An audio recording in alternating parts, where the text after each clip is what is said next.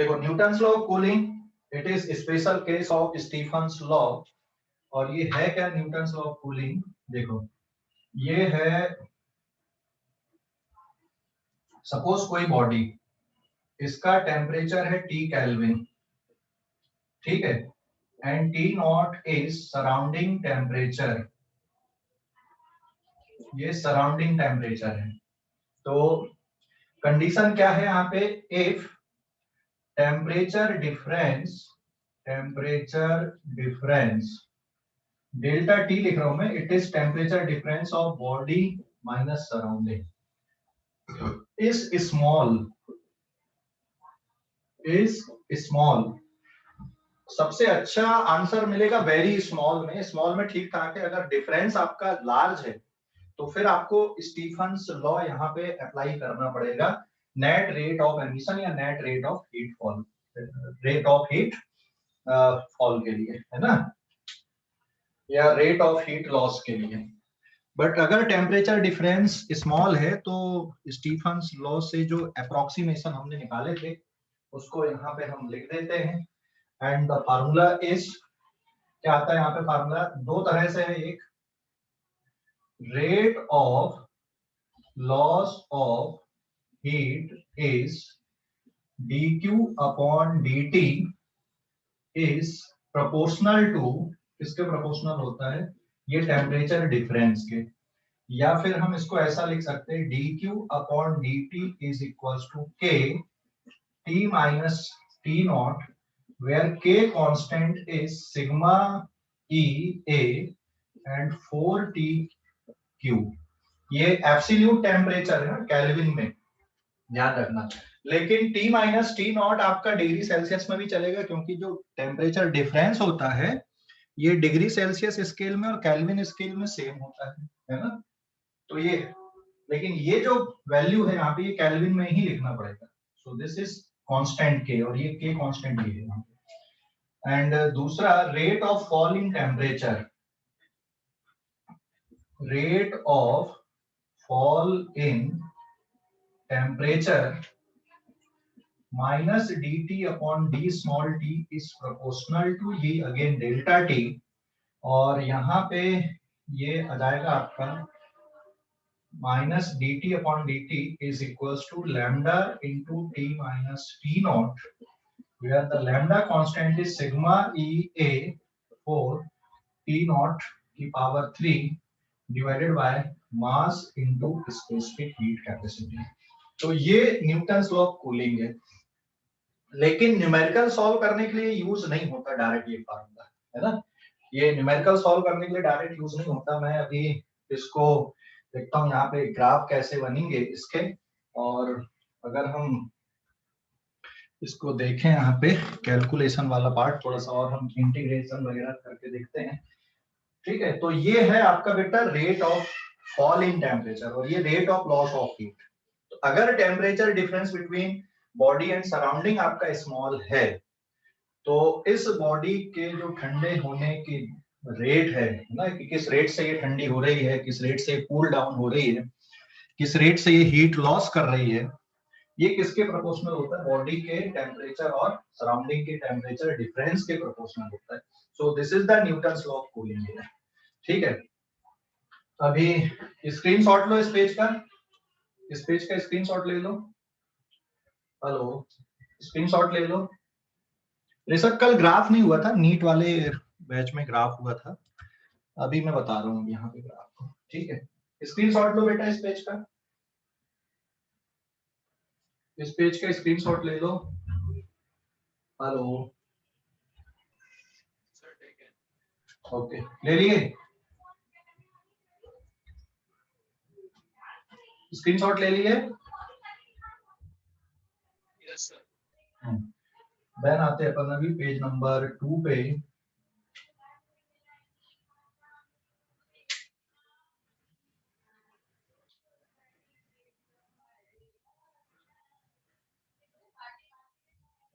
इसमें जैसे surrounding temperature is T not, body temperature अभी सपोज T1 है और ये T1 से T2 तक डिक्रीज होके आ रहा है and body temperature, surrounding temperature कितना T नॉट है।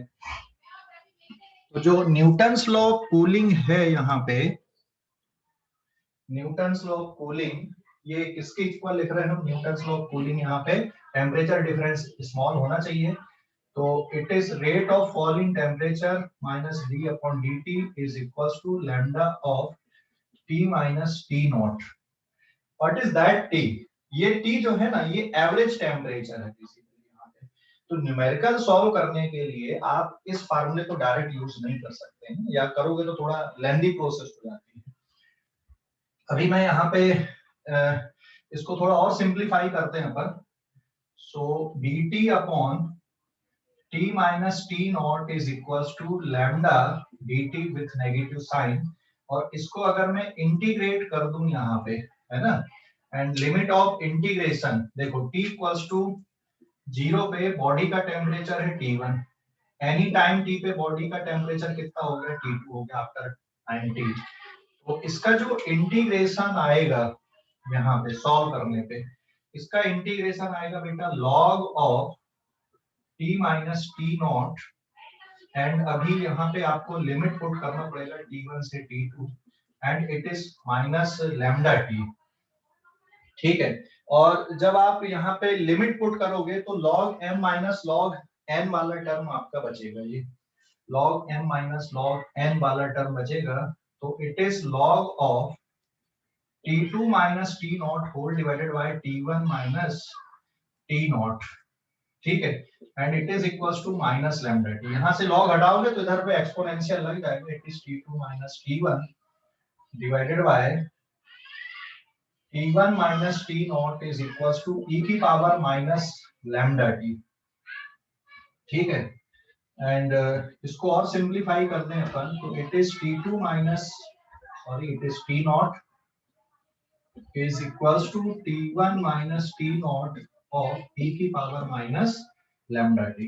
तो जो ग्राफ बनेगा यहाँ पे, ये टाइम और टेम्परेचर के साथ में, टाइम वर्सेस टेम्परेचर का जो ग्राफ है टेम्परेचर डिफरेंस का, बॉडी का इनिशियल टेम्परेचर T1 है, तो जो T2, यहाँ पे आप इस इक्वेशन को ऐसा लिख सकते हैं, T2 is equal to T nought plus T1 minus T nought and e की पावर माइनस लैम्डा टी। तो इसका जो ग्राफ आएगा, ठीक है, इसका जो ग्राफ बनेगा आपका टेम्परेचर वर्सेस टाइम का जो ग्राफ बनेगा, यहाँ पे आपने टेम्परेचर लिए, बॉडी का इनिशियल टेम्परेचर सपोज T1 है, और सराउंडिंग टेम्परेचर कितना है? T not surrounding temperature. तो सराउंडिंग टेम्परेचर तक पहुंचने में कितना टाइम लगेगा? तो T1 से स्टार्ट होगा T इक्वल्स टू 0 पे, और ये ग्राफ आपको मिलेगा बेटा एक्सपोनेंशियल ग्राफ आएगा इसका। मतलब बॉडी को पूरा सराउंडिंग टेम्परेचर तक आने में कितना टाइम लगता है? इनफाइनाइट टाइम लगता है। तो when t tends to infinity करोगे, e की power minus infinity equals to हो जाएगा 0, and then T2 is equals to T nought. मतलब बॉडी के टेम्परेचर को, ये वाले टेम्परेचर को सराउंडिंग के बराबर आने में कितना टाइम लगेगा? इनफाइनाइट टाइम लगता है। ठीक है, तो ये ग्राफ है टेम्परेचर वर्सेस टाइम का किसी बॉडी के लिए, कि कोई बॉडी को आपने सराउंडिंग में छोड़ दिया ठंडा होने के लिए, गर्म होने के लिए, तो उसका जो टेम्परेचर वो इस तरह से डिक्रीज होता है। तो जैसे आपने गर्म पानी को रख दिए, है ना, गर्म पानी मतलब 180 या 90 डिग्री सेल्सियस का, और फिर वो अगर आपका कूल डाउन हो रहा है सराउंडिंग में, तो वो इस तरह से उसका टेम्परेचर डिक्रीज करेगा। लेकिन अगर आपने फ्रिज से निकाल के रख दिया तो उसका टेम्परेचर क्या होगा? राइज करेगा। तो जहां पे आपका टेम्परेचर राइज करके फिर वो कहां तक पहुंचेगा? सराउंडिंग का टेम्परेचर T नॉट हो जाएगा, इनिशियल T1, तो फिर वो ग्राफ आपका ऐसा कुछ एक्सपोनेंशियल बनेगा। अगर कोई बॉडी सराउंडिंग से हीट एब्जॉर्ब कर रही धीरे धीरे और फिर सराउंडिंग टेम्परेचर पे आती है, जैसे आपने फ्रिज से पानी की बोतल निकाले बाहर रख दिए, आधा एक घंटे बाद देखोगे कि उसका टेम्परेचर किसके बराबर हो जाता है? रूम टेम्परेचर के बराबर हो जाता है, नॉर्मल हो जाता है वो पानी, है ना। और अगर आपने गर्म पानी को रख दिया तो फिर थोड़ी देर बाद देखोगे आप, आधा पौन घंटे बाद, तो फिर देखोगे कि आप उसका जो टेम्परेचर है वो भी रूम टेम्परेचर के बराबर आ गया। तो ये जो डिस्कशन है, ये हॉट बॉडी का जो किस तरह से उसका टेम्परेचर डिक्रीज हो रहा है, फॉल हो रहा है, उसके लिए हमने डिस्कशन किया। बट टेम्परेचर अगर राइज कर रहा है तो उसका भी डिस्कशन यही रहेगा, है ना। स्क्रीनशॉट लो इस पेज का। ग्राफ समझ गए? ये ग्राफ समझ गए? हेलो, ग्राफ समझ गए कि नहीं? सर एक बार फिर से बताइए। देख, ये इक्वेशन है तुम्हारे पास न्यूटन्स लॉ ऑफ कूलिंग की, rate of fall in temperature की, बराबर है। हेलो, ये इक्वेशन है rate of fall in temperature की। इसको रीअरेंज की, dt upon t minus T not lambda, और ये dt टाइम को आपने इधर ले गए और इसको इंटीग्रेट कर दो। t इक्वल्स टू 0 पे बॉडी का टेम्परेचर T1 है, एनी टाइम t पे कितना हो गया, T2 हो गया। इसको इंटीग्रेट करोगे बेटा तो ये लॉग में आएगा, क्योंकि ये तो कांस्टेंट टर्म है आपका, तो log t minus T not. तुम्हें ध्यान होगा integration dx upon x minus a का integration log of x minus a होता है, ठीक है। रिमेंबर दिस, समझ गए? तो इसका जो इंटीग्रेशन है वो इसके बराबर बचा। अब आप लिमिट रखोगे, upper limit minus lower limit, तो पहले अपर लिमिट में जाएगा log t2 minus T nought minus log t1 minus T nought, तो फार्मूला आपका बन गया log m minus log n वाला। फिर log m minus log n मतलब log m अपॉन n, तो ये डायरेक्ट मैंने ऐसा लिख दिया equals to minus lambda T. और जब यहाँ से log हटाओगे तो इधर पे क्या लगा देते हैं अपन, एक्सपोनेंशियल लगा देते हैं। तो t2 minus T nought divided by t1 minus T not is equals to e to the power minus lambda T, या t2 minus T not is equals to इसका क्रॉस मल्टीप्लाई कर दो तो ये टर्म आपका आ जाएगा यहाँ पे, ठीक है। और जब आप इसका ग्राफ प्लॉट करोगे टाइम के साथ में, तो ये ग्राफ ऐसा एक्सपोनेंशियल बनेगा। बेसिक मैथ्स की क्लास में अपन ने प्लॉट करके देखें, तो मैं अभी यहाँ पे आपको एक्सप्लेन नहीं कर रहा हूँ कि ये ग्राफ क्यों ऐसा आ रहा है, आप लोग उसको खुद से बना के देखो, वैल्यू पुट कर करके देखो, कैलकुलेटर का यूज करो, तो इसका ग्राफ ऐसा एक्सपोनेंशियल ग्राफ बनेगा, ठीक है। सर अभी आपने वो t is equal to infinity और e to the power minus infinity लिखे, वही पर देख, ये इक्वेशन ये आगे तुम्हारे टाइम, टेम्परेचर वर्सेस टाइम की रिलेशनशिप ये आगे तुम्हारे पास में, ठीक है।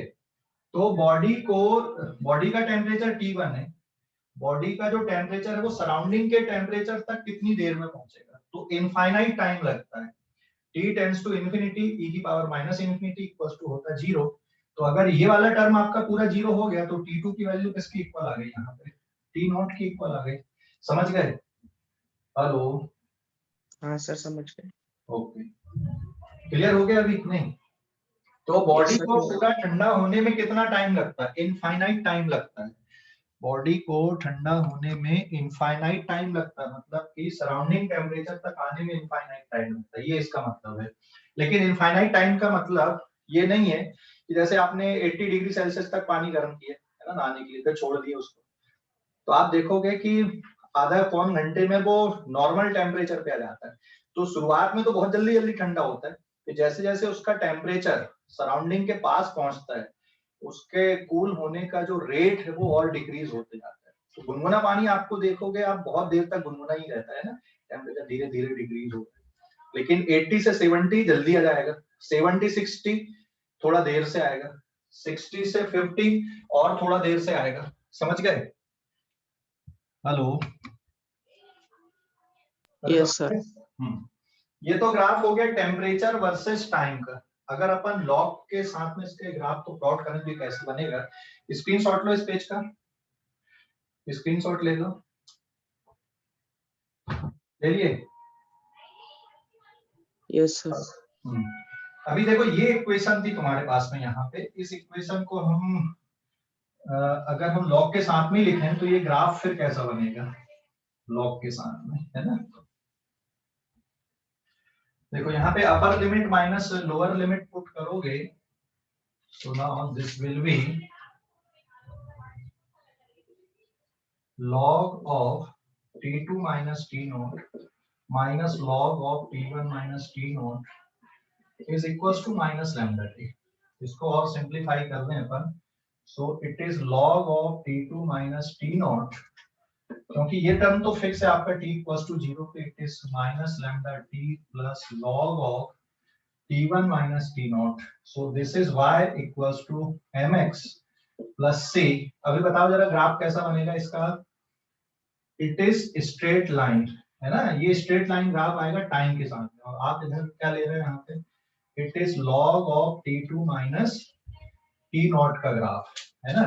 ग्राफ की जो स्लोप है वो नेगेटिव है एंड इंटरसेप्ट इज पॉजिटिव, ये इंटरसेप्ट है और positive intercept log of T1 minus T not से चालू होगा एंड ग्राफ की जो स्लोप आएगी यहाँ पे, this is the slope of graph and slope of graph is equals to minus lambda and ये जो स्लोप है आपको याद होगा it is sigma E surface area 4T nought cube divided by mass into specific heat के बराबर है।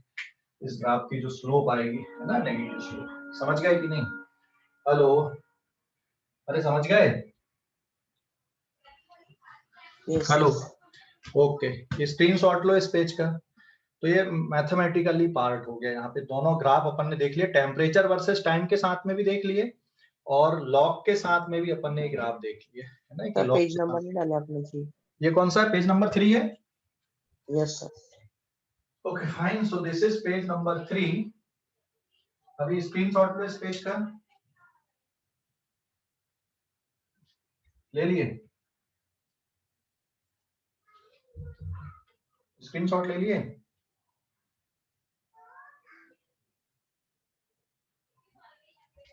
Screenshot ले लिए क्या?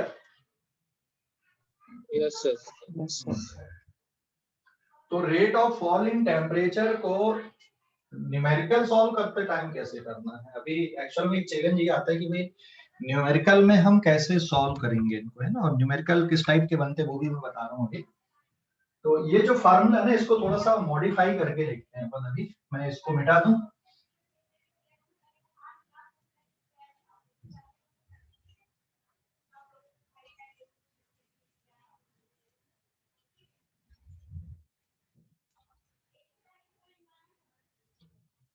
Now this is page number 4।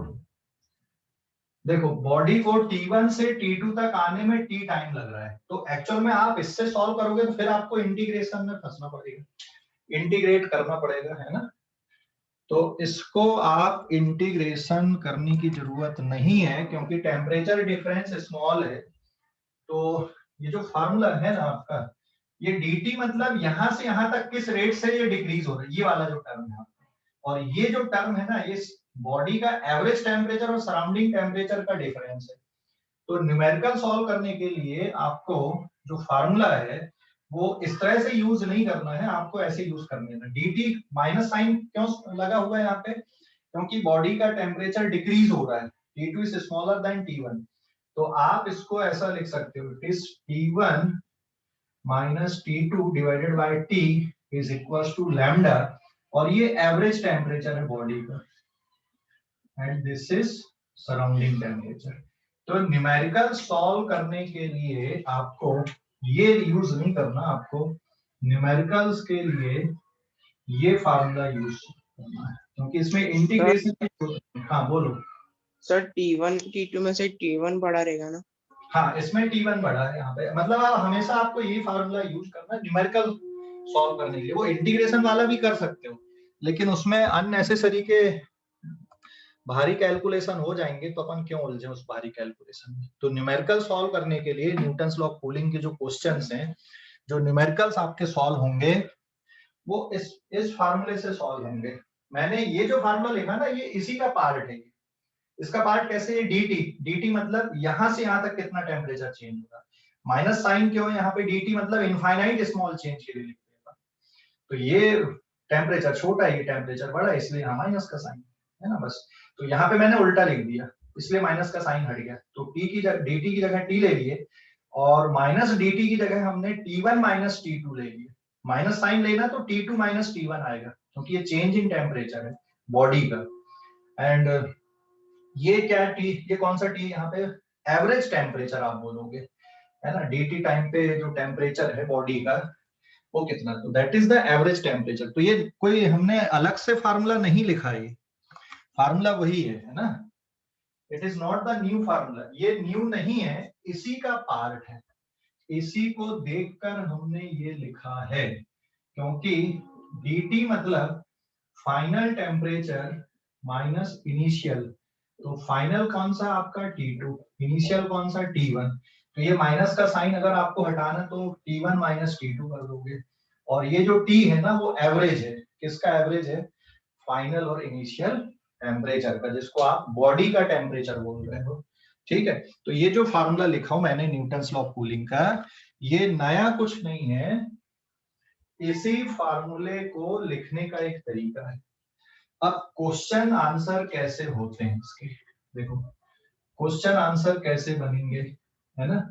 तो इसमें जो क्वेश्चंस आएंगे आपके, जो न्यूमेरिकल्स होंगे वो इस तरह के होंगे कि मान लो ये एक बॉडी है, सराउंडिंग का जो temperature it is 30 degree Celsius, and ये कोई बॉडी है, अभी ये 80 डिग्री सेल्सियस पे है, T1 टेम्परेचर। 80 डिग्री सेल्सियस से 70 डिग्री सेल्सियस तक आने में बॉडी को टाइम लग रहा है T1 is equal to 5 minute, है ना। 70 डिग्री सेल्सियस से 60 डिग्री सेल्सियस मतलब T3 तक बॉडी को आने में T2 टाइम लगेगा। तो ये T2 आपको फाइंड आउट करना कितना लगेगा, समझ गए। 80 डिग्री सेल्सियस से 70 डिग्री सेल्सियस तक बॉडी को ठंडा होने में कितना टाइम लग रहा है, 5 मिनट लग रहा है।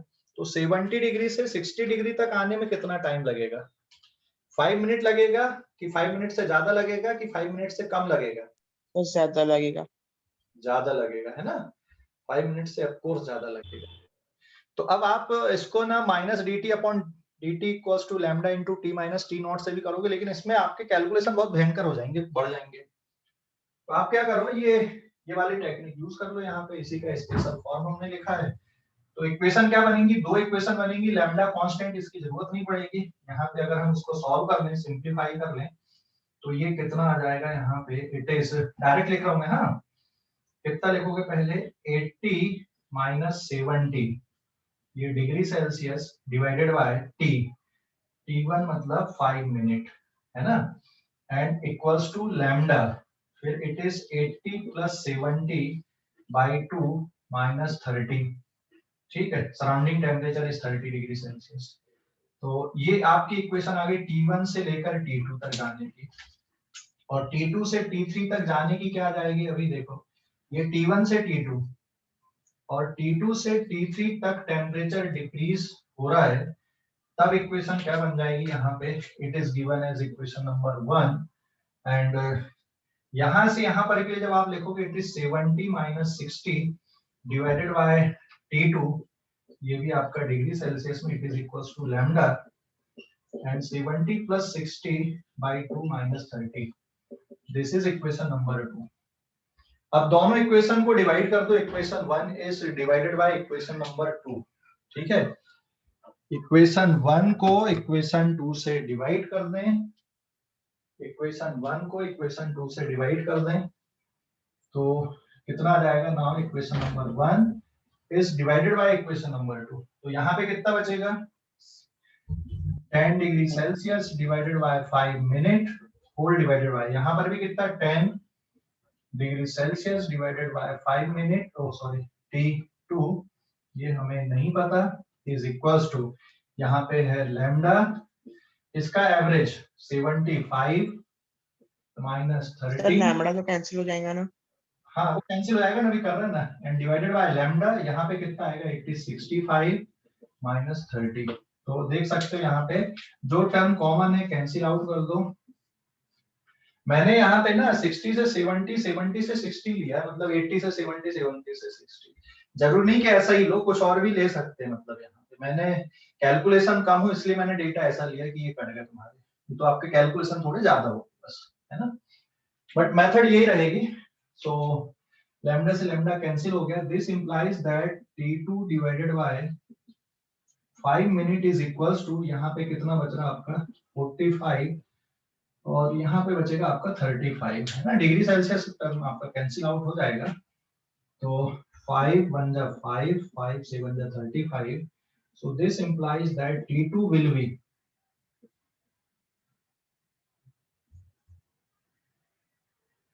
लगभग 6.43 मिनट के आसपास आएगा आंसर, है ना, समझ गए, हेलो, अरे समझ गए, हेलो, समझ गए क्या, ओके। स्क्रीनशॉट लो इस पेज का, एक क्वेश्चन और। सर हाँ सर अगर सिर्फ T1 से T2 तक दिया रहता और T1 फाइंड करना रहता तो फिर लैम्बडा की वैल्यू क्या पुट किए रहते? नहीं, फिर तो निकलती ज नहीं ना यहाँ पे लैम्बडा की वैल्यू, फिर तो आपको स्टीफन्स लॉ से ही सॉल्व करना पड़ता पूरा, बाकी बहुत सारे पैरामीटर्स लगते। ठीक है, हेलो। सर तो हम लैम्बडा की वैल्यू कुछ भी कंसीडर कर सकते हैं। नहीं, कुछ भी नहीं कर सकते ना बेटा, वहां पे लैम्बडा की वैल्यू आप ऐसा कुछ भी थोड़ी कर सकते। लैम्बडा की तो फिक्स वैल्यू वहां पे, देखो कितना बड़ा फैक्टर वहां पे। हेलो, समझ गए? Okay sir. ओके, स्क्रीनशॉट लो इस पेज का भी। ले लिए?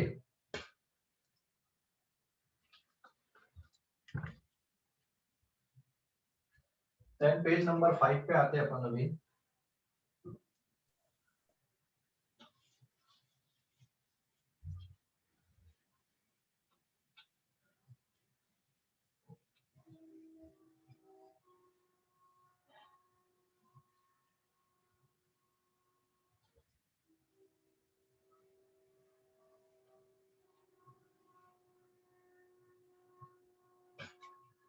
Now this is page number 5।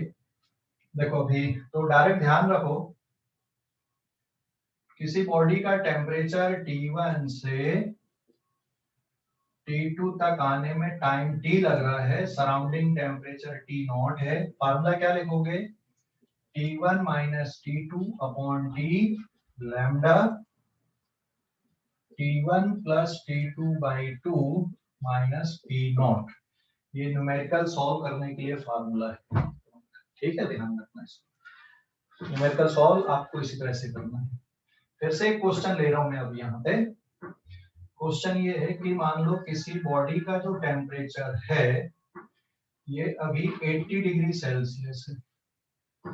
80 degree Celsius से 70 डिग्री सेल्सियस तक आने में इसको टाइम लगा T1 is equals to 5 minute. Surrounding temperature यहाँ पे T0 is 30 degree Celsius.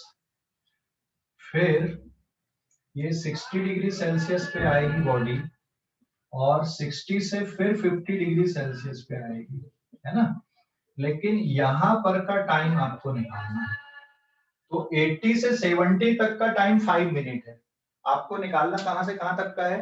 60 degree Celsius से 50 डिग्री सेल्सियस का टाइम आपको निकालना कितना होगा। ठीक है, समझ गए? समझ गए क्वेश्चन? Yes sir. ओके, तो आपके पास ये फार्मूला लिखा हुआ है, पहले आप 80 से 70 के लिए लिख दो और फिर यहां से यहां पर के लिए लिख दो। तो यहां से यहां तक जाने के लिए इक्वेशन क्या बन जाएगी? इक्वेशन आ जाएगी आपकी 80 minus 70 upon 5 minute is equal to lambda 80 plus 70 by 2 minus 30। It is equation number 1। और यहां से यहां पर के लिए क्या हो जाएगा अभी ये? It is 60 minus 70 upon d2 is equal to lambda 60 plus 50 है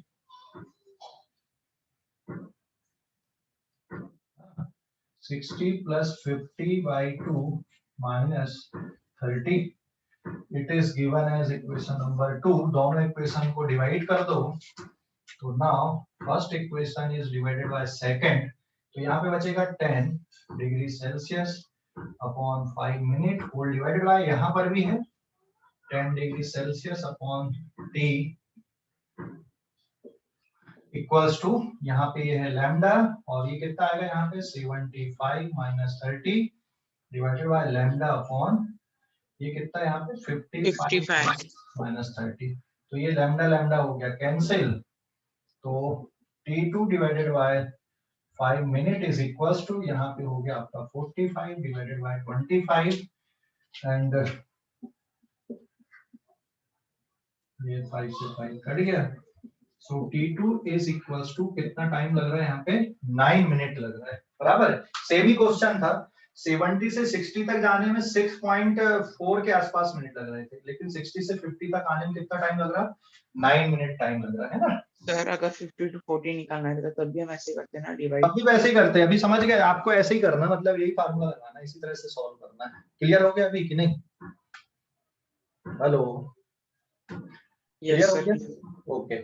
अभी चलो एक क्वेश्चन में ऐसा ले रहा हूँ यहाँ पे, एक और। अभी तो यहाँ पे आपका टाइम का कैलकुलेशन था, एक और क्वेश्चन लेते, स्क्रीनशॉट लो जल्दी से इस पेज का, स्क्रीनशॉट ले लो, ले लिए? Yes sir. And now page number 6। अभी सराउंडिंग टेम्परेचर निकालते हैं। This is page number 6। Surrounding temperature अभी नहीं पता क्वेश्चन में, ये अननोन क्वांटिटी है और टाइमिंग यहाँ पे दिया हुआ है, ठीक है।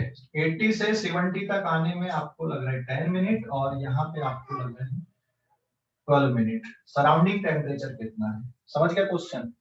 तो इसमें टाइम भी दिया हुआ है एंड टेम्परेचर में डिफरेंस जो आ रहा है वो टाइम दिया हुआ है, सराउंडिंग का टेम्परेचर अननोन है, तो भी सर ये हम निकाल सकते। करें? हाँ, तो भी यही मेथड आ जाएगी यहाँ पे सॉल्व करने के लिए, आपको यही मेथड यूज करना है ना। यहाँ पे टाइम दिया हुआ है लेकिन सराउंडिंग टेम्परेचर नहीं दिया हुआ है, तो 80 डिग्री से 70 डिग्री सेल्सियस तक आने में time T1 is 10 minute and 70 degree Celsius से 60 डिग्री सेल्सियस तक आने में टाइम दिया हुआ है 12 मिनट। सराउंडिंग का टेम्परेचर बताना है, समझ गया क्वेश्चन?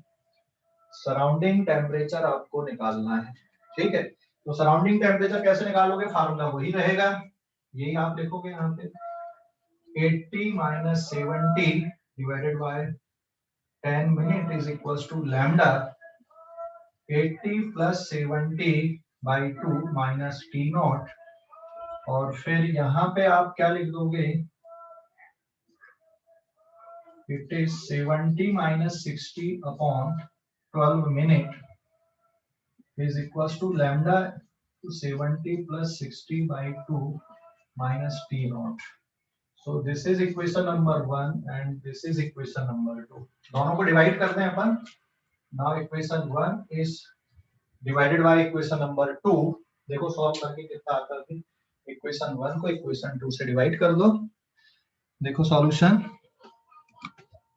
कितना आ रहा है। सॉल्यूशन यहाँ पे सॉल्व करने पे देख, यहाँ पर भी 10, so it is 10 upon 10 whole divided by, वहां पर भी 10 upon 12। देखो कन्वर्जन की जरूरत नहीं है ना, मिनट मिनट है कट जाएगा, सेल्सियस सेल्सियस कट गया, लैम्डा यहाँ पे कितना आएगा, ये 75 minus T nought divided by lambda 65 minus T not.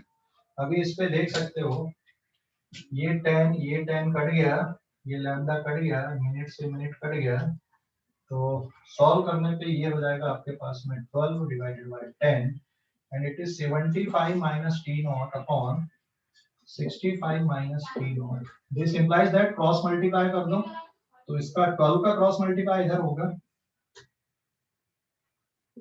780 minus 12 T nought, और ये 10 का इधर हो जाएगा, it is 750 minus 10 T nought. तो सॉल्व करने पे ये कितना जाएगा, यहाँ पर it is 2t naught is equals to, इसको इधर ले आना, इसको इधर लाना, equals to 30 बराबर है, so t naught will be 15 degree Celsius. तो सराउंडिंग का टेम्परेचर कितना है यहाँ पे, 15 degree Celsius is the surrounding temperature. समझ गए? Hello, yes sir. Okay, screenshot ले लो, स्क्रीनशॉट ले लो इस पेज का। कोई डाउट अभी?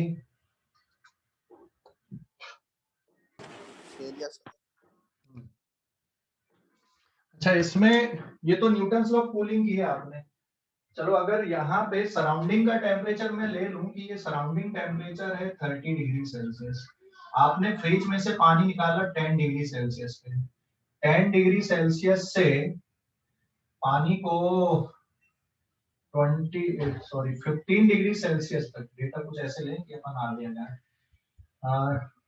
14 डिग्री सेल्सियस तक आने में 10 मिनट लग रहा है एंड 14 डिग्री सेल्सियस से 18 डिग्री सेल्सियस तक आने में कितना टाइम लगेगा ये निकालना है।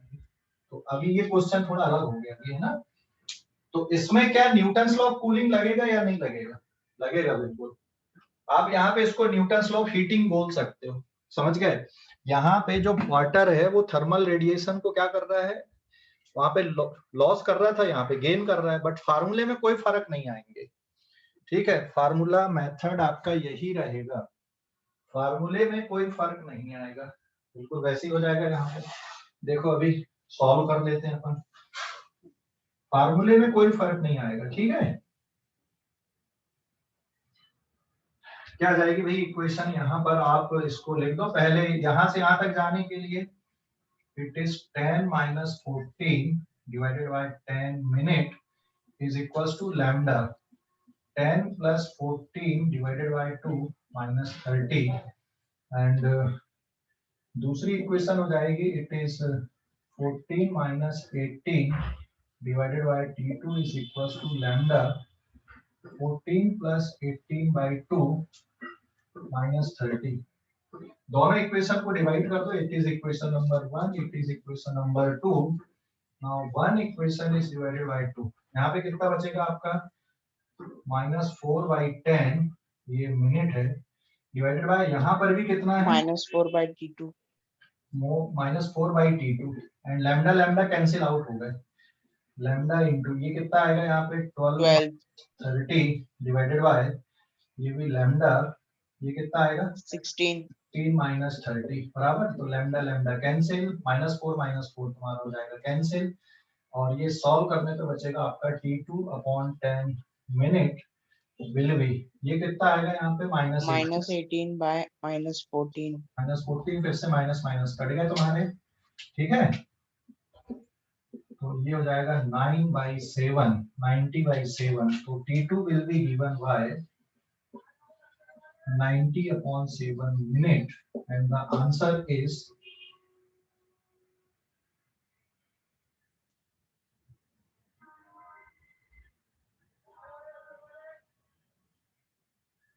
7 1 जा 7 बचा 2 20 7 2 सर 8 जा 56 मिनट 12.8 मिनट लगेगा। तो आप इसको ऐसे भी कर सकते हो, समझ गए ना, जरूरी नहीं कि न्यूटन लॉ ऑफ कूलिंग के लिए लगाना है, न्यूटन लॉ ऑफ हीटिंग भी बन गया, ये क्या फर्क पड़ रहा है वहां पे, समझ गए। फार्मूले में कोई चेंज करने की जरूरत नहीं है आपको। ठीक है, हेलो, यस सर। ओके, ये कौन सा पेज है, 6 की 7? सर 6 सर, एक मिनट देखो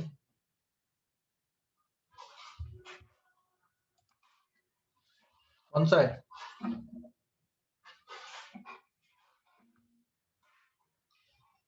कौन सा है? 7th है sir, 7th। so this is page number 7।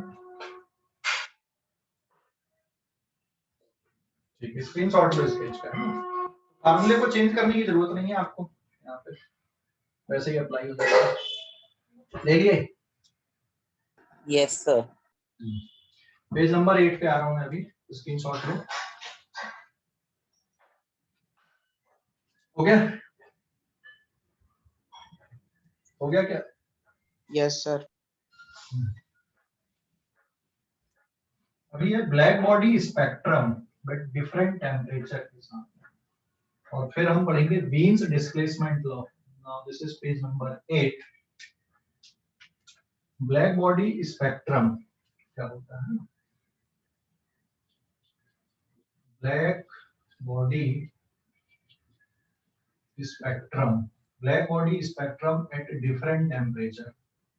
मान लो ये कोई बॉडी T केल्विन इसका टेम्परेचर है, ये थर्मल रेडिएशन को एमिट करती है ना, कोई बॉडी ब्लैक बॉडी मान लो, तो इसका जो स्पेक्ट्रल एमिसिव पावर है विथ वेवलेंथ के साथ में जब इसका ग्राफ प्लॉट किया गया, this is spectral emissive power, मतलब इसकी यूनिट वाट पर मीटर स्क्वायर पर एंगस्ट्रॉम में हमने लिया, और जब इसका ग्राफ प्लॉट किया गया ब्लैक बॉडी स्पेक्ट्रम का different different temperature versus wavelength को लेके, जैसे पहले आपने इसको 200 केल्विन पे इसका ग्राफ प्लॉट किए, फिर 300 केल्विन पे किए, फिर 400 केल्विन पे किए, स्पेक्ट्रल एमिसिव पावर वर्सेस इसके बीच में graph. What is E lambda? It is spectral emissive power, है ना. This is spectral emissive power. तो ये जब ग्राफ प्लॉट हुआ बेटा, यहाँ पे जब ग्राफ इसका ऑब्जर्व हुआ, तो जैसे जैसे टेम्परेचर बढ़ाते गए, जो पीक है वो लोअर वेवलेंथ की तरफ शिफ्ट होते गई. It is T1, it is T2, it is T3 and T3 is greater than T2 is greater than T1. तो जैसे जैसे बॉडी का टेम्परेचर बढ़ाते गए, ये ग्राफ की जो पीक है T1 टेम्परेचर पे, यहाँ कहीं पे इसकी पीक है. It is lambda 1 max. मतलब ये मैक्सिमम स्पेक्ट्रल एमिसिव पावर के करस्पॉन्डिंग वेवलेंथ है. फिर ये दूसरी वाली वेवलेंथ आपको यहाँ कहीं पे ऑब्जर्व हुई. इट इज लैम्डा 2 मैक्स, है ना. ऐसे ये वाली जो पीक है वो और इधर शिफ्ट हो गई आपकी. It is lambda 3 max here. तो जो पीक्स आ रही हैं ग्राफ की, है ना, ये जो डोमिनेटिंग कलर आएगा वो इस पीक के लिए रहेगा, है ना. तो जब भी कोई बॉडी से थर्मल रेडिएशन निकलती है, तो एक्चुअल में किसी भी टेम्परेचर पे जो थर्मल रेडिएशन निकलेंगी, इनकी जो वेवलेंथ होगी ये 0 से लेकर इंफिनिटी के बीच में कुछ भी हो सकती है. लेकिन अलग अलग टेम्परेचर पे जो मैक्सिमम स्पेक्ट्रल एमिसिव पावर है, या जो कलर आपको ऑब्जर्व होगा बॉडी का, वो इस वेवलेंथ के करस्पॉन्डिंग कलर ऑब्जर्व होगा. So color of body at a different temperature is seen according to this wavelength. क्योंकि जैसे कोई बॉडी आप जैसे हम रात में स्टार्स को देखते हैं ना, तो उनके कलर्स आपको अलग अलग दिखते हैं. एक्चुअल में जो कलर है वो इन वेवलेंथ के करस्पॉन्डिंग है, क्योंकि वो बॉडी से सारे वेवलेंथ निकल रही हैं. लेकिन जो कलर आपको दिखाई देगा वो इन वेवलेंथ के कारण दिखाई देगा, कि ये जो मैक्सिमम स्पेक्ट्रल एमिसिव पावर के करस्पॉन्डिंग जो वेवलेंथ है, उसके कारण उसका कलर ऑब्जर्व होता है. सो यहाँ पे लैम्डा मैक्सिमम का मतलब क्या? It is wavelength wavelength corresponding to maximum spectral emissive power. Spectral emissive power, it is not the maximum wavelength. ये मैक्सिमम वेवलेंथ नहीं, मैक्सिमम वेवलेंथ तो इंफिनिटी कुछ भी हो सकती है. लैम्डा मैक्सिमम का मतलब ये है यहाँ पे कि it is the wavelength corresponding to maximum spectral emissive power at that temperature. देखो, उसी बॉडी का जो स्पेक्ट्रल एमिसिव पावर है एक ही टेम्परेचर पे अलग अलग है, अलग अलग वेवलेंथ वाइज मैंने ग्राफ बनाया. तो किसी पर्टिकुलर वेवलेंथ के लिए जो स्पेक्ट्रल एमिसिव पावर वो ज्यादा है, बाकी के लिए कम है. तो आपको जो कलर दिखता है ऑब्जेक्ट का, वो इस वेवलेंथ के करस्पॉन्डिंग दिखता है. So colour of object at different temperature is according to this wavelength. ये जो वेवलेंथ हम लिख रहे हैं यहाँ पे, दिस वेवलेंथ मतलब लैम्डा मैक्सिमम, इसके अकॉर्डिंग आपको उसका कलर दिखाई देता है. तो जैसे अपन ने कल एक एग्जांपल लिए थे कि हम अगर किसी आयरन रॉड को गर्म करें, है ना, कल बताया था मैंने आपको इसका. ये सपोज एक आयरन रॉड है, और अगर आप यहाँ पे बीच में आप इसको गर्म कर रहे हैं, हीट दे रहे हैं यहाँ पे, तो व्हाट यू ऑब्जर्व कि बिल्कुल बीचों बीच में इसका जो कलर है वो बिल्कुल व्हाइटिश टाइप का दिखेगा. एंड जैसे जैसे आप यहाँ पे कुछ ब्लूइश कलर देखेगा पहले, फिर उसके बाद इधर पे आपको रेड कलर्स आएंगे, बीच में बिल्कुल व्हाइट कलर रहेंगे, एंड देन ये ब्लैक कलर हो जाएगा पूरा ऐसा साइड से, है ना. यहाँ पे बीच में भी कलर्स आएंगे, but they are mixing of these two colours. तो यहाँ पे ये डोमिनेटिंग वाला है, ये यहाँ पे डोमिनेटिंग वाला है. ठीक है, ये कुछ कलर्स आपको इस तरह के ऑब्जर्व होंगे. मतलब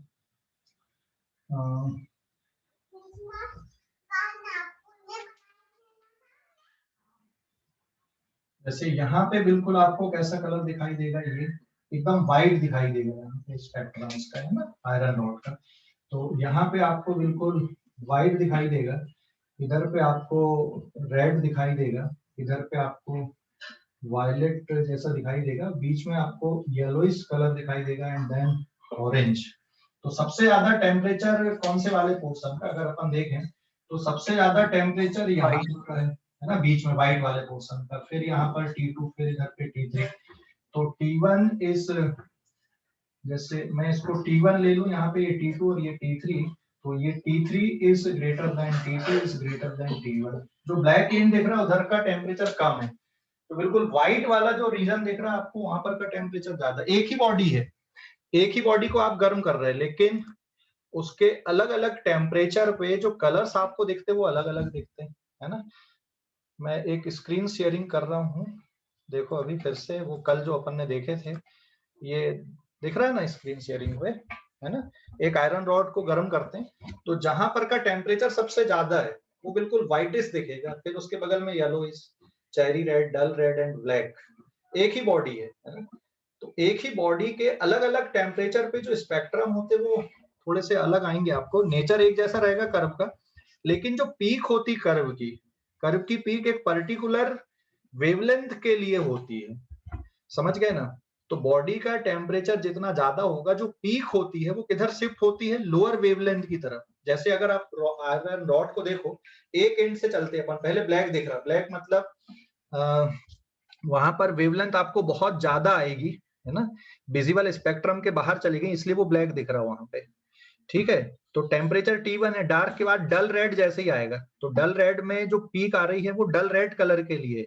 देखो जो डल रेड वाला पोर्शन है वहां पर से भी सारी वेवलेंथ आ रही हैं, लेकिन डल रेड वाली जो वेवलेंथ है वो डोमिनेटिंग है वहां पे, आप ऐसा समझ लो। फिर चेरी रेड आया, तो वहां पर का वहां से भी सारी वेवलेंथ निकल रही है, लेकिन जो डोमिनेटिंग वेवलेंथ है वो कौन सी है, चेरी रेड वाली है। क्यों है, क्योंकि वहां पे स्पेक्ट्रल एमिसिव पावर वो ज्यादा है। फिर आप येलोइश रीजन की तरफ पहुंच गए, तो वहां पर से भी सारी वेवलेंथ आ रही है, लेकिन जो डोमिनेटिंग है वो कौन सी वाली है, येलोइश वाली डोमिनेटिंग है, समझ गए। तो ये ब्लैक बॉडी रेडिएशन की स्टडी ऐसी की गई यहाँ पे, समझ गए कि नहीं। ब्लैक बॉडी स्पेक्ट्रम को जब ऑब्जर्व किया गया तो डिफरेंट डिफरेंट टेम्परेचर पे जो स्पेक्ट्रम है, नेचर एक जैसा है, लेकिन कर्व की जो पीक है वो किधर शिफ्ट होते जाती है, टेम्परेचर बढ़ाते जाओगे, जो पीक होती है इसके ग्राफ की, ये लोअर वेवलेंथ, ये जो पीक है, जैसे T1 टेम्परेचर पे ये पीक है, मतलब ये यहाँ पर के करस्पॉन्डिंग कलर आपको ऑब्जर्व होता है। वेवलेंथ तो सारी आती है, ऐसे यहाँ पर की पीक ये है, यहाँ की पीक ये है, तो यहाँ पर जो वेवलेंथ मिलेगी उसके जैसा आपको कलर ऑब्जर्व होगा। तो colour of object depend on this peaks. तो जैसे जैसे टेम्परेचर बढ़ाते जाते हो, जो वेवलेंथ है, इन पीक्स की जो वेवलेंथ है वो डिक्रीज होते जाती है, मतलब आपका लोअर वेवलेंथ की तरफ ये स्पेक्ट्रम शिफ्ट होते जाता है, ठीक है। तो यहाँ पे अगर हम देखें λ3 is less than λ2, it is less than λ1, तो टेम्परेचर बढ़ा रहे हो, वेवलेंथ डिक्रीज हो रही, तो इसी को फिर वीन्स ने अपने लॉ के फॉर्मेशन पे दिया, ठीक है। वीन्स ने फिर लॉ बना दिया यहाँ पे, जिसको हम वीन्स डिस्प्लेसमेंट लॉ बोलते हैं। क्या है वो बता रहा हूँ मैं अभी, वीन्स डिस्प्लेसमेंट लॉ, ठीक है। स्क्रीनशॉट लो इस पेज का, स्क्रीनशॉट ले लो। सर आपने वो सर्कल में क्या लिखा है? कहाँ पे, ये हाँ सर। देख, किसी भी टेम्परेचर पे बॉडी से जो थर्मल रेडिएशन निकलती है ना, वो सभी वेवलेंथ की निकलती है। जो वेवलेंथ आएंगी वो 0 से इंफिनिटी के बीच में सभी वेवलेंथ होती है। जैसे ये वाले टेम्परेचर पे भी सारी वेवलेंथ आ रही है, लेकिन जो कलर होगा आपको वो ऑब्जेक्ट का T1 टेम्परेचर वो इस वेवलेंथ के करस्पॉन्डिंग दिखाई देगा। T2 टेम्परेचर पे भी सारी वेवलेंथ आती है, लेकिन ऑब्जेक्ट का जो कलर है वो ये वाली जो वेवलेंथ यहाँ पर जो पहुंची है, इन वेवलेंथ ये डोमिनेटिंग कलर रहेगा यहाँ पे, तो वैसा कलर आपको दिखाई देगा। यहाँ पर की वेवलेंथ वाला कलर नहीं दिखाई देगा आपको, या ऑब्जर्व नहीं होगा, इधर वाला ऑब्जर्व नहीं होगा, ये जो डोमिनेटिंग वेवलेंथ वाला पोर्शन है वो कलर आपको ऑब्जर्व होता है, ठीक है। हाँ सर, लेकिन वो सर्कल में क्या लिखे, TCA?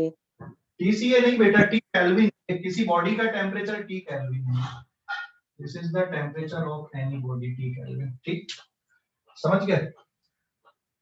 Yes sir. ओके, तो ये है ब्लैक बॉडी स्पेक्ट्रम। ये ब्लैक बॉडी स्पेक्ट्रम, किसी ब्लैक बॉडी का जब स्पेक्ट्रम ऑब्जर्व किया गया एक ही बॉडी का अलग अलग टेम्परेचर पे, तो जैसे जैसे टेम्परेचर बढ़ता है जो पीक होती है स्पेक्ट्रम की वो लोअर वेवलेंथ की तरफ शिफ्ट होते जाती है।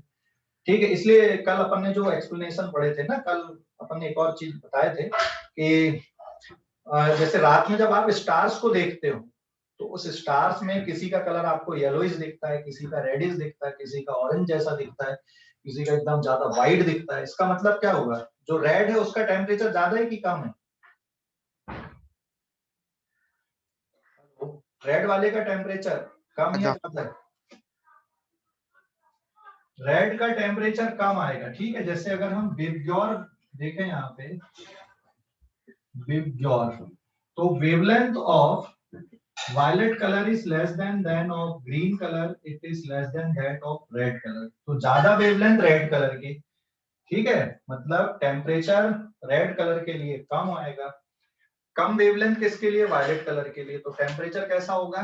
ज्यादा होगा। किसके लिए? वायलेट कलर के लिए। तो बिल्कुल वैसे ही हो गया जैसे हम कल पढ़ रहे थे ना कि जब हम किसी आयरन रॉड को गर्म करते हैं तो सबसे पहले वो कैसा होता है? ब्लैकिश रहेगा, मतलब ग्रेइश पोर्शन आएगा उसका। ग्रेइश के बाद उसका कलर चेंज होके डल रेड बनेगा, चेरी रेड बनेगा, है ना, एंड देन फिर वो orange, and then yellow, and then फिर वो आपको कहां पर दिखाई देगा? वायलेट कलर जैसा आएगा, एंड देन व्हाइट हो जाएगा। डिस्टिंग्विश नहीं कर पाओगे फिर कि आयरन रॉड कहाँ पे और जो भट्टी है, जो फर्नेस है, उसकी आग कहाँ पे है, एकदम जब दोनों के टेम्परेचर बराबर हो जाएंगे। समझ गए? हेलो, अरे समझ गए? ओके। अभी तुमने इसमें भी देखा होगा, मोमबत्ती की फ्लेम को ऑब्जर्व किया कभी? मोमबत्ती की फ्लेम को? Yes sir. हाँ, उसमें भी देखना अलग अलग लेयर्स में कलर्स होते हैं। बिल्कुल अंदर जहाँ पे उसकी बाती होती है ना, उसके पास देखना, वहां पे आपको बिल्कुल वायलेट जैसा कलर आएगा। थोड़ा और बाहर आओगे फिर देखना उसमें। समझ गए? मतलब समझ गए, ये टेम्परेचर के कारण वहां पे। हेलो, ये जो कलर्स आ रहे हैं ना, ये टेम्परेचर के कारण आ रहे हैं ऐसे। समझ गए कि नहीं? हेलो, अरे समझ गए? Yes sir.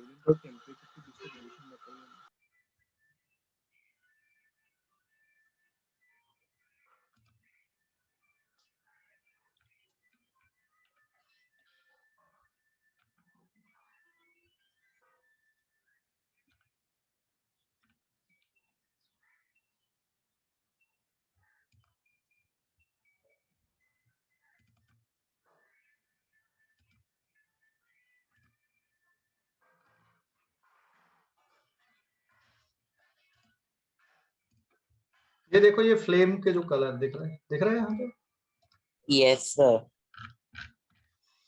देख यहाँ पे जहाँ पे कर्सर जा रहा है वहां पे देख, बिल्कुल ऐसा वायलेट टाइप का। ये थोड़ा यस सर, नीचे ना।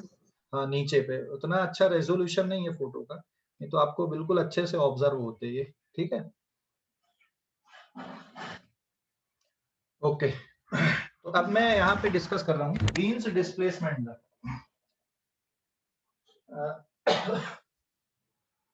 वीन्स डिस्प्लेसमेंट स्क्रीनशॉट लो इस पेज का, ले लिए? Yes sir. Now this is page number 9.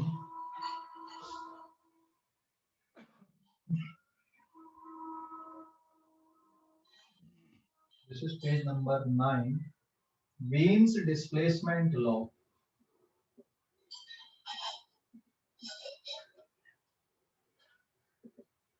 Wien's displacement law ये इसी से रिलेटेड है। Black body spectrum, black body spectrum से रिलेटेड है कि जो लैम्डा मैक्सिमम है, wavelength corresponding to maximum emissive power, है ना, spectral emissive power is inversely proportional to absolute temperature. ठीक है, इधर पे हमने स्पेक्ट्रल एमिसिव पावर ली, इधर पे वेवलेंथ ली है। तो जो वेवलेंथ होती है लैम्डा मैक्सिमम, ये केल्विन में टेम्परेचर है ना, तो it is inversely proportional to absolute temperature. और अगर आप ये पूरा जो एरिया है इतने पोर्शन का, ये एरिया अगर आप निकालोगे तो integration 0 to infinity E lambda D lambda आप लिखोगे, और ये टोटल एमएसयू पावर होता है which is proportional to absolute temperature की पावर 4 के प्रोपोर्शनल होता है। मतलब ये जो एरिया आएगा ये एब्सोल्यूट टेम्परेचर की पावर 4 के प्रोपोर्शनल आएगा। यहाँ से प्रोपोर्शनलिटी का साइन आप अगर हटाओगे तो एक कांस्टेंट लग जाएगा, and that constant V is Wien's constant. ये होता है वीन्स कांस्टेंट। तो वीन्स कांस्टेंट की यूनिट क्या आएगी? मीटर वेवलेंथ की और टेम्परेचर की केल्विन। इसकी SI यूनिट आएगी मीटर इनटू केल्विन, है ना। एंड वीन्स कांस्टेंट की वैल्यू होती 0.28, 1 minute, 0.282 centimetre kelvin, 282 centimetre kelvin, या फिर 2.82 into 10 to the power -3 metre kelvin. ठीक है, तो ये इसकी वैल्यू होती वीन्स कांस्टेंट की। और जो न्यूमेरिकल्स इसके बनते हैं, जैसे ये बॉयल्स लॉ अपन ने पढ़े ना, बिल्कुल बॉयल्स लॉ जैसा होता है। तो λ1 T1 is equals to λ2 T2 से इसके क्वेश्चन सॉल्व हो जाएंगे। आपकी Wien's equals to Wien's constant के बराबर होता है। तो न्यूमेरिकल आपके ऐसे सॉल्व होते हैं, ठीक है ना। स्क्रीनशॉट लो, एक क्वेश्चन बताता हूँ यहाँ पे मैं, स्क्रीनशॉट लो। सर वो एरिया का नहीं समझा। बेटा ये वाला एरिया निकालोगे मतलब इंटीग्रेट करोगे, है ना, 0 से लेके इंफिनिटी तक ई लैम्डा डी लैम्डा, और 0 से लेकर इंफिनिटी ई lambda D lambda total emissive power के बराबर होता है। और जो एमएसयू पावर होता है बॉडी का वो किसके प्रोपोर्शनल होता है? एब्सोल्यूट टेम्परेचर की पावर 4 के प्रोपोर्शनल होता है, ठीक है। तो इसका जो इंटीग्रेशन आएगा वो ई रहेगा, और ई किसके प्रोपोर्शनल होता है? एब्सोल्यूट टेम्परेचर की पावर 4 के प्रोपोर्शनल होता है। ये समझ गया अभी? Okay sir. ओके, स्क्रीनशॉट लो इस पेज का, एक क्वेश्चन देखते हैं। ले लिए?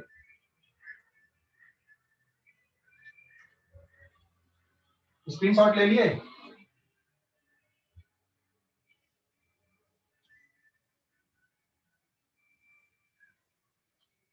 And now this is page number 10।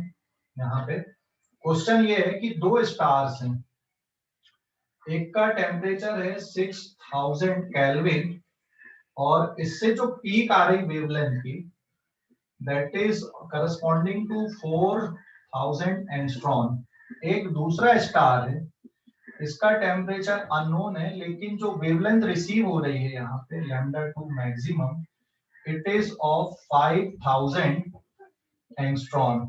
इससे जो वेवलेंथ रिसीव हो रही है ये 5000 एंगस्ट्रॉम की वेवलेंथ इससे रिसीव हो रही है। तो ये टेम्परेचर आपको फाइंड आउट करना है। तो क्या करोगे? वीन्स डिस्प्लेसमेंट लो, λ1 T1 in Kelvin is equals to λ2 into T2 Kelvin. So therefore T2 will be λ1 T1 upon λ2, value put कर दो, it is 4000 into 6000 divided by 5000। देखो यूनिट कन्वर्जन की जरूरत नहीं है आपको, ये भी एंगस्ट्रॉम है, ये भी एंगस्ट्रॉम है, ये केल्विन है, एंगस्ट्रॉम से एंगस्ट्रॉम कैंसिल हो गए, तो ये कितना बच रहा है यहाँ पे?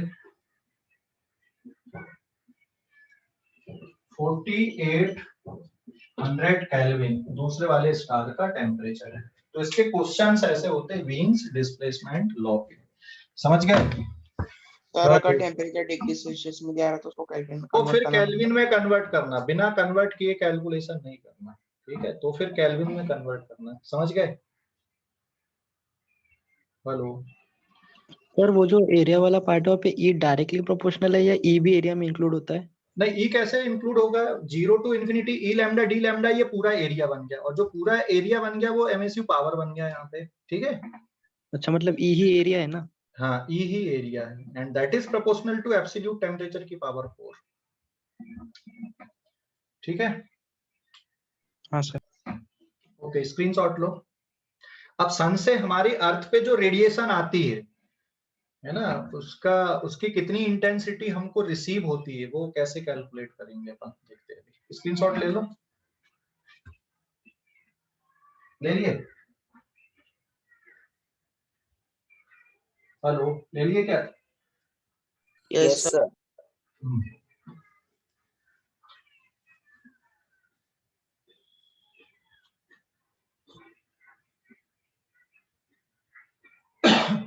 Now this is page number 11। देखो ये मान लो सन है, दिस इज द सन। सन का टेम्परेचर है T केल्विन, सरफेस का हो गया, ठीक है।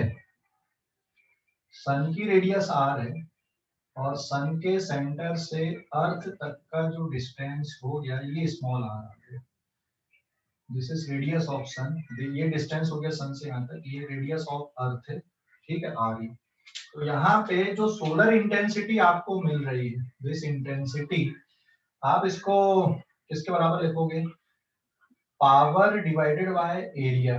तो पावर मतलब इसका जो एमएसयू पावर है सन का, या रेडियंट पावर ऑफ द सन,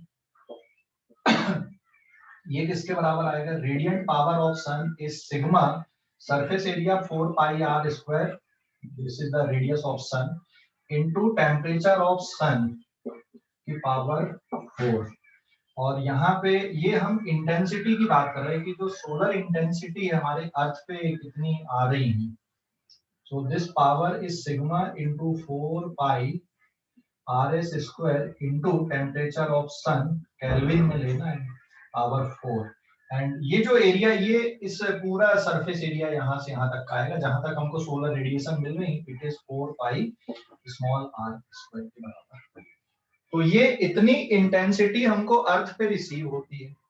अगर मान लो हमें इस नोटबुक पे, कॉपी पे कितनी सोलर रेडिएशन पड़ रही है ये कैलकुलेट करना है, ठीक है, कि इस कॉपी पे कितनी सोलर रेडिएशन पड़ रही है, यहाँ पे कितने अमाउंट में यहाँ पे पावर रिसीव हो रहा है। तो जैसे एक एग्जांपल मैं ये ले लूं कि जैसे सपोज ये एक हमने सरफेस लिया और इस सरफेस पे सोलर रेडिएशन पड़ रही है यहाँ पे, है ना, ये, और इस सरफेस का कुछ एरिया मैं ले लूं यहाँ पे, suppose this is the area of this surface. ये क्या यहाँ पे? It is surface area of surface, और ये क्या हो गई यहाँ पे? Solar radiation. ये सोलर रेडिएशन इसमें पड़ रही है जहाँ पे इसकी इंटेंसिटी आई है।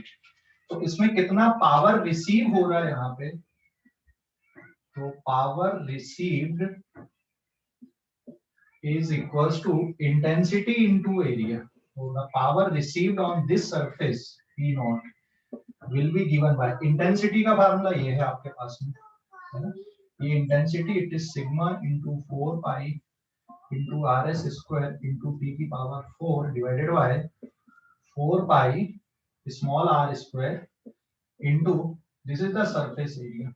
ये इस सरफेस का सरफेस एरिया है, इतना पावर यहाँ पे आपको रिसीव होगा, ठीक है। तो आप ये कैलकुलेट कर सकते हो भाई छत पे, आपकी छत पे कितना सोलर रेडिएशन आ रही है। तो ये डिस्टेंस आपको पता है यहाँ पे ना, ये 1 एस्ट्रोनॉमिकल यूनिट के बराबर होता है। सन और अर्थ के बीच का जो एवरेज डिस्टेंस है इट इज 1 एस्ट्रोनॉमिकल यूनिट। याद है ना इसकी वैल्यू कितनी होती है? 1.5 10 टू द पावर कितना है? 11 मीटर। याद है ना, 1 astronomical unit average distance between sun and earth. और एवरेज डिस्टेंस को कैलकुलेट कैसे किए थे? ct, c is speed of light, और सन से अर्थ तक आने में लाइट को कितना टाइम लगता है? लगभग 500 सेकंड लगते हैं। तो वहां से हमने ये कैलकुलेट किए थे।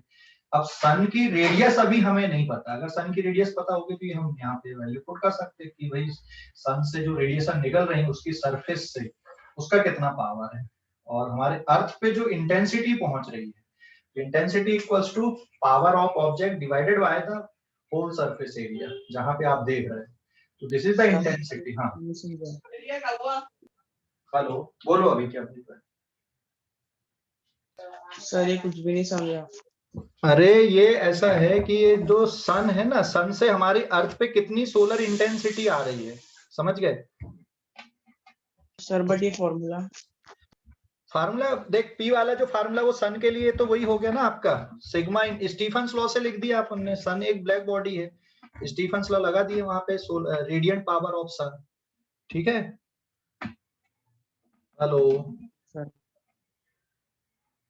ठीक है अभी कर दूंगा। हाँ ये समझ गए कि नहीं? This is the radiant power of सन।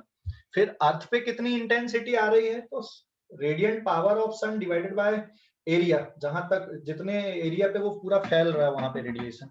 तो अर्थ भी उसका एक पार्ट हो गया वहां पे। तो जो सरफेस एरिया आएगा अर्थ तक का वो पूरा कितना हो जाएगा? 4 पाई r स्क्वायर हो जाएगा, समझ गए? हेलो हेलो, अरे समझ गया?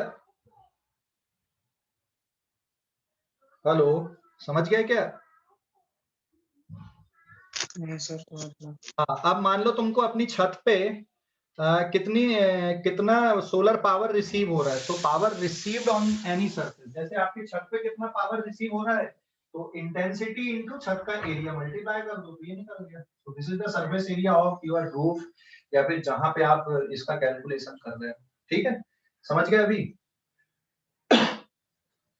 हेलो, अरे समझ गए कि नहीं? Yes sir. अच्छा ये बताओ, सन अर्थ पे जो सोलर रेडिएशन पड़ रही है, सोलर पावर कितना रिसीव हो रहा है, ये मान लो अर्थ है आपकी, है ना? तो अर्थ पे जो सोलर रेडिएशन आ रही है वो तो सीधी ऐसी भी पड़ रही है, फिर यहाँ पे तिरछी पड़ रही है ये ऐसी, फिर अर्थ के आधा जो पोर्शन है वो डार्क पोर्शन हो गया, बराबर है? मतलब यहाँ पे अगर हम अर्थ को ऐसा ऊपर से दबा दें, जैसे बॉल को ऊपर से दबा दें, तो एक सर्कल बन जाएगा कि नहीं? तो एक्चुअल में सन से हमारे अर्थ पे जो टोटल पावर रिसीव हो रहा है, so power received on earth, ये कैसे आ जाएगा यहाँ पे? This is power received on earth, sun से अर्थ पे जो पावर रिसीव हो रहा है, that is intensity into pi into r E square. ये इंटेंसिटी ये वाली हो गई, और जो यहाँ पे एरिया आप लोगे वो सर्कल का एरिया लोगे, क्योंकि जो रेडिएशन पड़ रही है आपकी, वो ऐसा थोड़ी कि पूरा इधर से भी ऐसी पड़ रही है, सोलर रेडिएशन ऐसी आ रही, तो यहाँ पे तो परपेंडिकुलर दिख रही है, लेकिन साइड में फिर परपेंडिकुलर नहीं है, तो इसलिए आपको क्या करना पड़ेगा, इसका प्रोजेक्शन लेना पड़ेगा। जैसे अगर हम किसी बॉल की फोटो देखेंगे,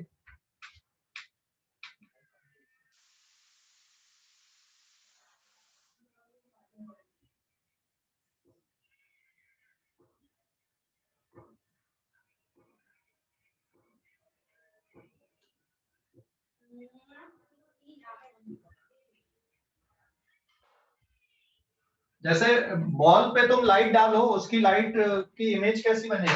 सर्कल बनेगी कि स्फीयर बनेगी? हेलो, बॉल पे अगर आप लाइट डालोगे तो उसकी इमेज कैसी बनेगी? हाँ, सर्कल बनेगी। तो इसलिए हमने इंटेंसिटी में सर्कल का एरिया मल्टीप्लाई कर दिया, अर्थ का जो सर्कल बन रहा है यहाँ पे। ठीक है, जैसे ये अर्थ पे जो रेडिएशन पड़ेगी ना, इस तरह से रेडिएशन पड़ रही है, तो एक्चुअल में जो रेडिएशन है वो ऐसा सब डायरेक्शन से परपेंडिकुलर नहीं पड़ रही ना बेटा, ये यहाँ पे परपेंडिकुलर, यहाँ पे तो ऐसी स्लैंट में आ रही है ऐसी, बराबर है?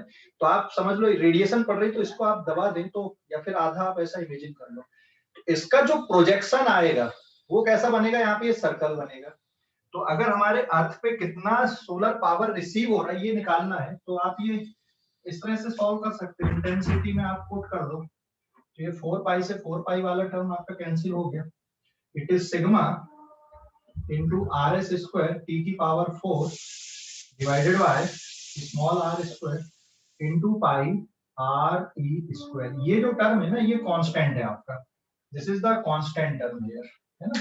क्योंकि सन से अर्थ का डिस्टेंस आपने लगभग कांस्टेंट मान लिया, सन का टेम्परेचर कांस्टेंट है, स्टीफन कांस्टेंट है, तो ये सन हमारी अर्थ पे ऑन एन एवरेज पर सेकंड, है ना, इतनी रेडिएशन पड़ती है, या इतना पावर हमको पर सेकंड रिसीव होता है। जैसे आपको छत पे निकालना, तो इंटेंसिटी पे छत का एरिया मल्टीप्लाई कर दो, तो कहीं पर भी आप सोलर पावर कितना रिसीव हो रहा है उसको आप इस तरह से कैलकुलेट कर सकते हो। ठीक है, समझ गए? हेलो, अरे समझ गए? ओके, स्क्रीनशॉट ले लो। सर हाँ सर, पावर अपॉन